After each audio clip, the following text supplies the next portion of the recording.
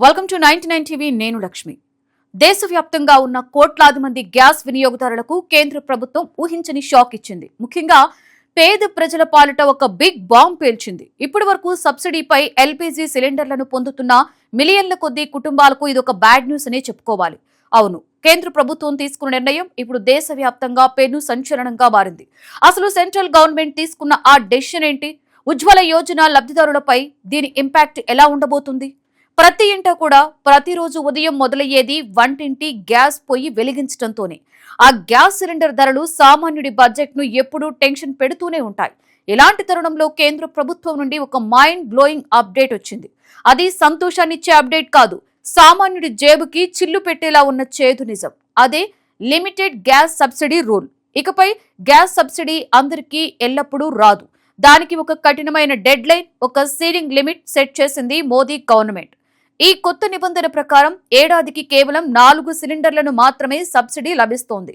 వినడానికి ఇది చాలా సింపుల్ గా అనిపించినా దీని వెనుక ఉన్న ఆర్థిక భారం, కామన్ మ్యాన్ పడే ఇబ్బందులు అంతా ఇంతా కావు. ఒక మిడిల్ క్లాస్ లేదా పూర్ ఫ్యామిలీలో ఏడాదికి కనీసం 8 నుండి 10 సిలిండర్లు అవసరం అవుతాయి. కానీ ప్రభుత్వం మాత్రం కేవలం 4 సిలిండర్లకే సబ్సిడీ ఇస్తామని తేల్చి చెప్పింది. ఆ తర్వాత బుక్ చేసే ప్రతి సిలిండర్ కు ఎలాంటి రాయితీ ఉండదు. అంటే మార్కెట్లో ఉన్న పూర్తి ధర చెల్లించి ఓపెన్ మార్కెట్లో కొనుగోలు చేయవలసిందే. గతంలో కేంద్ర ప్రభుత్వం ఏడాదికి 9 సిలిండర్లను రాయితీపై అందించేది. అంటే 9 సార్లు బుక్ చేసుకునేంత వరకు సబ్సిడీ అమౌంట్ డైరెక్ట్ గా కస్టమర్ల బ్యాంక్ అకౌంట్ లోకి జమ అయ్యేది. కానీ ఇప్పుడు ఆ సంఖ్యను ఏకంగా 4కు తగ్గిస్తూ డ్రాస్టిక్ డెసిషన్ తీసుకుంది. ఈ నిర్ణయంతో దేశవ్యాప్తంగా ఉన్న దాదాపు 10.5 కోట్ల మంది పేద కుటుంబాలపై డైరెక్ట్ గా ఎఫెక్ట్ పడనుంది. సరిగ్గా గమనిస్తే ఈ షాక్ ఇక్కడతో ఆగలేదు. ఈ ప్రకటన రావడానికి జస్ట్ ఒక్కరోజు ముందే, అంటే ఆదివారం రోజున 14.2 కేజీల డొమెస్టిక్ గ్యాస్ సిలిండర్ ధరను 29 రూపాయలకు పెంచుతూ ఆయిల్ కంపెనీలు నిర్ణయం తీసుకున్నాయి.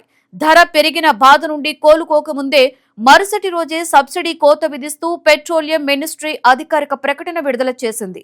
ఇది సామాన్యుడిపై జరిగిన ఒక డబుల్ అటాక్ అనే చెప్పవచ్చు.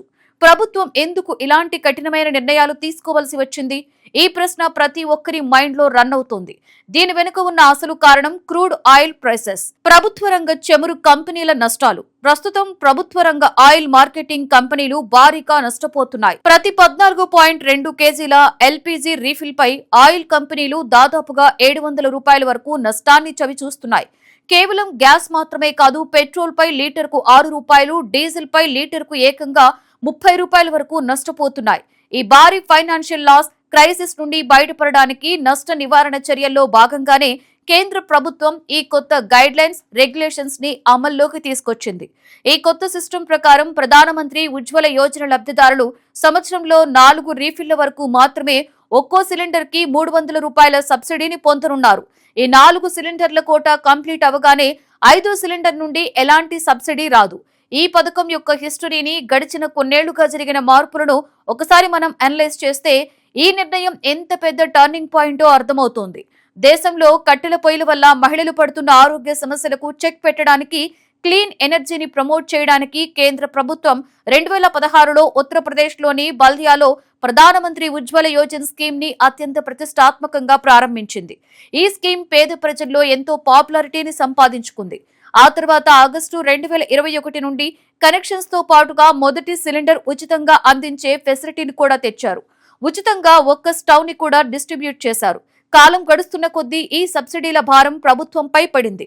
దీంతో రీసెంట్ గా, అంటే 2025 ఆగస్టు 8న జరిగిన కేంద్ర కేబినెట్ మీటింగ్ లో 2025-26 సంవత్సరానికి గరిష్టంగా 9 రీఫిళ్ల వరకు మాత్రమే సబ్సిడీ ఇవ్వాలని అప్పట్లో ఆమోదం తెలిపారు. 12 నుండి 9కి తగ్గించినప్పుడే ఒక రకమైన అసంతృప్తి వ్యక్తమైంది. కానీ ఇప్పుడు అసలు ఊహించని విధంగా ఆ 9 సిలిండర్ల సంఖ్యను ఏకంగా 4కు తగ్గిస్తూ ప్రభుత్వం తీసుకున్న లేటెస్ట్ డెసిషన్ ఒక రకమైన షాక్ వేవ్స్ ని క్రియేట్ చేస్తుంది. ఈ నిర్ణయం వల్ల గ్రౌండ్ లెవెల్లో ఎలాంటి పరిస్థితులు తలెత్తబోతున్నాయి? గ్రామీణ ప్రాంతాలలో ఉన్న పేద ప్రజలు మళ్లీ కట్టెల పొయ్యిల వైపు మొగ్గు చూపుతారా? ఎందుకంటే కేవలం 4 సిలిండర్లతో ఒక కుటుంబం ఏడాది పొడవునా గడపడం అంటే అసాధ్యమే.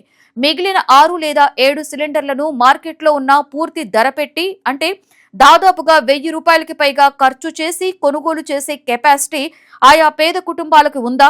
ఇది ఇప్పుడు $1 మిలియన్ ప్రశ్నగా మారింది. ప్రభుత్వ వర్గాల వాదన ప్రకారం ఇంధన రాయితీలను నియంత్రించడం, దేశ ఆర్థిక వ్యవస్థను బ్యాలెన్స్ చేయడం మరియు మిస్యూజ్ అవుతున్న గ్యాస్ సిలిండర్ల బ్లాక్ మార్కెటింగ్ కి అడ్డుకట్ట వేయడానికే ఈ కఠినమైన రూల్స్ తెచ్చినట్లుగా తెలుస్తోంది. ఎవరైతే గ్యాస్ ని కమర్షియల్ గా వాడుతున్నారో లేదా మిస్యూజ్ చేస్తున్నారో వారిని కంట్రోల్ చేయడానికి ఈ ఫిల్టరింగ్ ప్రాసెస్ ఉపయోగపడుతుందని అధికారులు భావిస్తున్నారు. కానీ జెన్యూన్ గా వాడుకునే పేద ప్రజలకు మాత్రం ఇది ఖచ్చితంగా ఒక అదనపు ఆర్థిక భారమనే చెప్పాలి.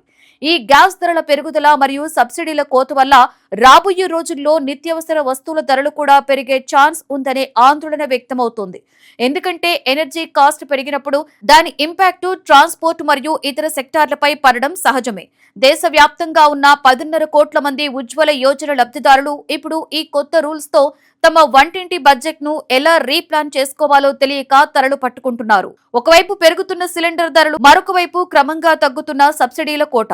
కేంద్ర ప్రభుత్వ నిర్ణయం వెనుక ఆర్థిక కారణాలు ఉన్నప్పటికీ సామాన్య మరియు పేద ప్రజల నుండి మాత్రం తీవ్ర వ్యతిరేకత వ్యక్తమవుతోంది. మరి ఈ నిబంధనపై రాబోయే రోజుల్లో ప్రభుత్వం ఏమైనా పునరాలోచన చేస్తుందా లేదా ఇదే రూల్ ని కంటిన్యూ చేస్తారా అనేది చూడాలి.